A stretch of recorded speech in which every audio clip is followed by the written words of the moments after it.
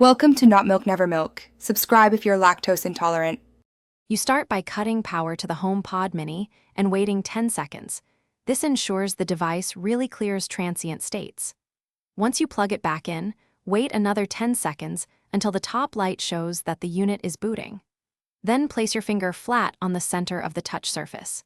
You're doing this to invoke the physical reset sequence rather than relying on network or account changes. So you're beginning the only guaranteed local reset method. Once done with the initial hold, keep steady pressure on the top surface for roughly 15 seconds. The HomePod software detects a sustained touch as a reset intent. You'll see the white spinning light shift to a red color.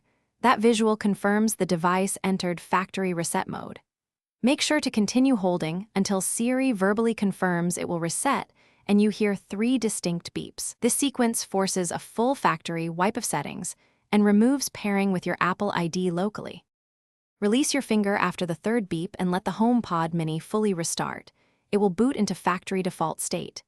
If the red light never appears or Siri doesn't announce reset, power cycle and try again, using a different finger and ensuring you hold continuous contact.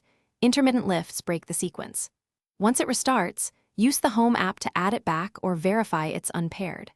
This final step explains why a precise, uninterrupted hold matters for a successful physical factory reset.